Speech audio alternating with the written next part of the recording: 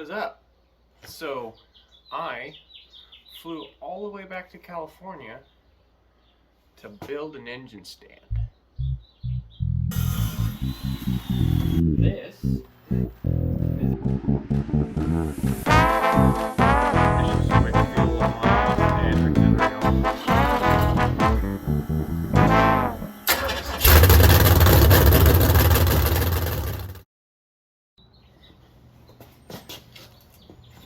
Alright, so I'm all the way back in California now for the 4th of July, and I am going to build an engine stand so I can throw my 302 on it and run it, because America. So I've got the piece of material out. It's actually back there behind you. I'm gonna dig out the chop saw and we'll start cutting. Let's go.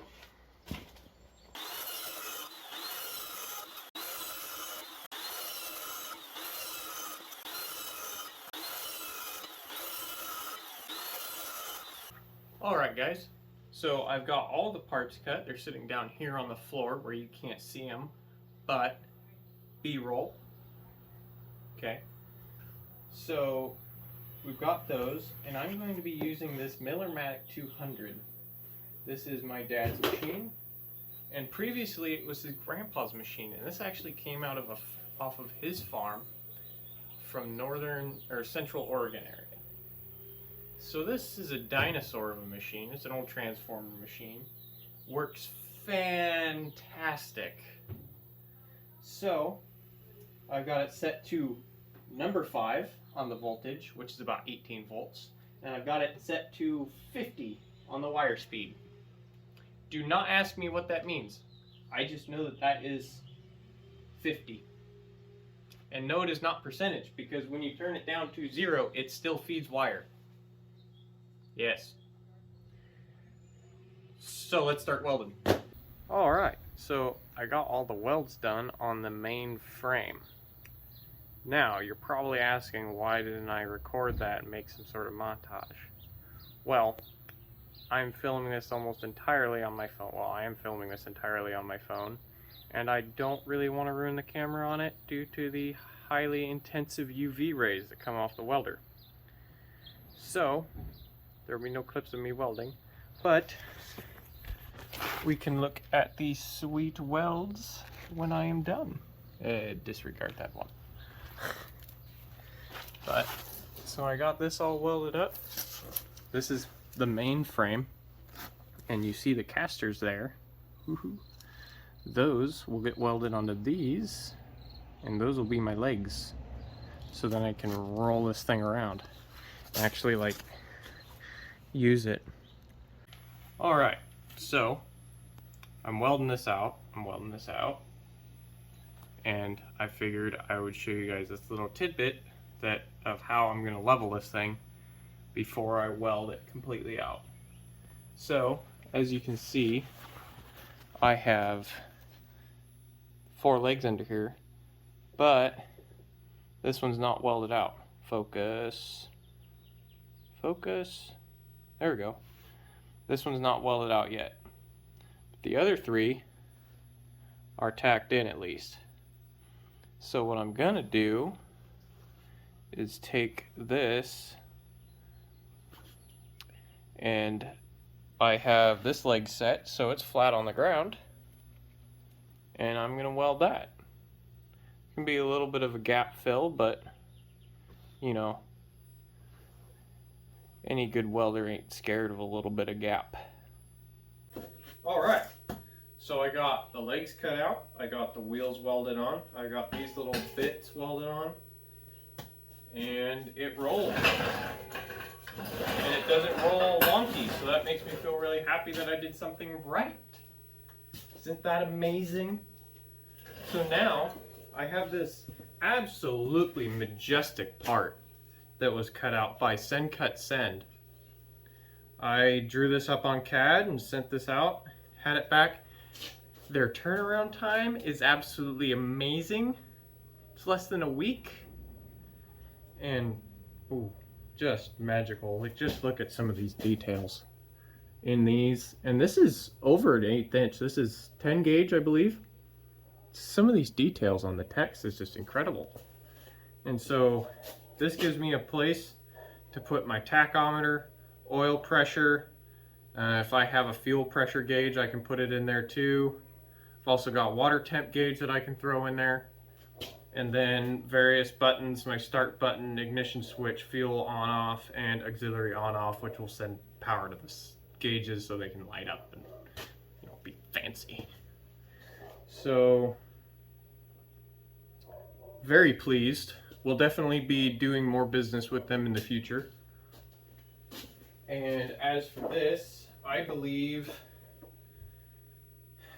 I gotta figure out which side the engine's gonna go on, because I want this to be on the same side as the carburetor so I can look at the gauges and rev it, because revs are life. So I'm gonna figure that out. I think I'm gonna bolt the plate on. I'll probably weld nuts or something here and bolt. I don't know. Let's get working. Alright, so I know I was gonna say I was gonna start working, but I had to do a little more thinking first. First off, I had to figure out engine mounts. So I have figured it out. I'm going to, where'd I set them? I don't know.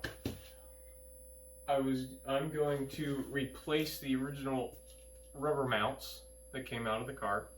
Great for being in a car, reduce vibrations, all that gloriness. But this is an engine stand and this is a race car. We don't want rubber robbing our horsepower. So I'm going to take this heavy wall rectangle tubing, heavy wall as in like 1/8 inch, whatever. Take this, cut it 10 inches. I'm going to take this angle iron, put it right about there, drill 2 holes in it, and that's going to be my new engine mount.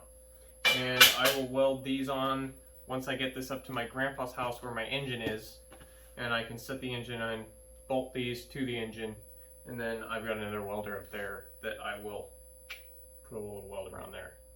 And as far as mounting this goes, I managed to find this piece of steel that is absolutely perfect, so all I'm going to do is cut a 45 in it and it'll be good. That will allow me to, depending on where I want the height, either weld it like that, or I can stick it off to the side, and it'll be the height that I want to make me happy. So now let's start cutting.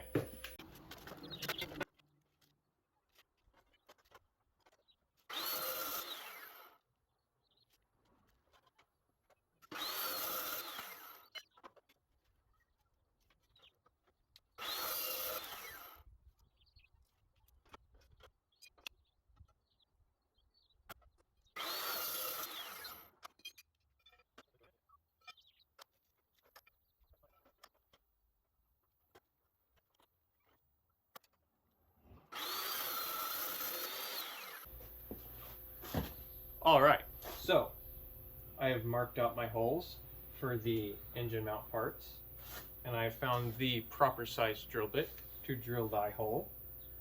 And some of you may be asking, why am I not using a step bit? Well, because I am a professional-ish. That's my reasoning. So I will drill these holes, and then there's something else I had to drill out. Yes, I just got to open up a couple of the holes on the, I'll show you.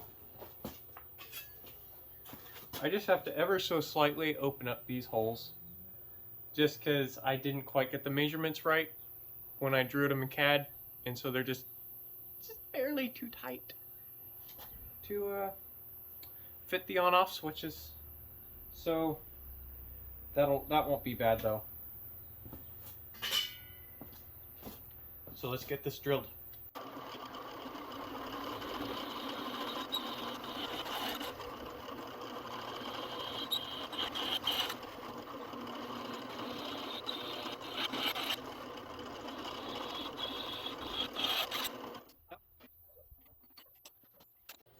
Now, I like to take one of these, just a chamfering bit, and use it to clean up the area around the holes at just a very low RPM.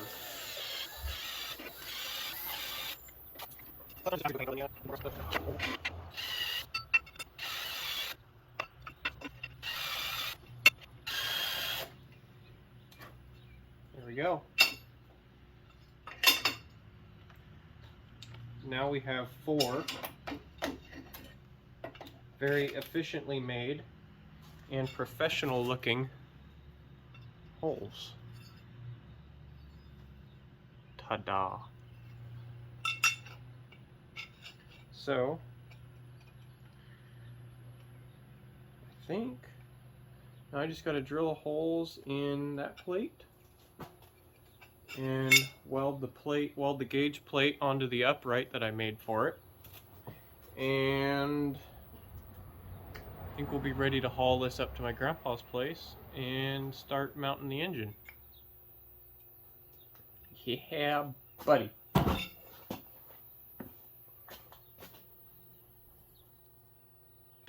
Alright guys, so there's one more part I need to make for the engine stand before it can be completely done, and that is a mounting point for the bell housing that'll mount the bell housing to the engine stand itself. So I found this, which I had left over from building the frame of the engine stand, and I found this 3" by 8" flat bar that will be perfect for bolting to the back of the bell housing. And then I will weld it to that, and then this will weld to the frame, and then the engine stand will be done. Then it'll just be wiring. So let's drill a couple holes and let's go back up there, weld this thing out. Alright, so we've got everything welded onto the engine stand now. Got a radiator mounted, got the engine mounts welded on, and gauge panel, and then the bell housing support. So we've got all this welded together. Now let's start working on the wiring and to actually make it run. Alright, so I got all the wiring done for the engine stand. So let's take a look at that. So we've got my fancy gauges, some nice switches, starter button, got it all wired up. Yes, every wire is orange. I know it's going to throw some people for a loop. But starter solenoid, fuel pump, fuel regulator, goes right into the carb. Carburetor's up here sitting pretty on my nice Parker high-rise intake. So I guess all that leaves is to fire it up. So let's do that.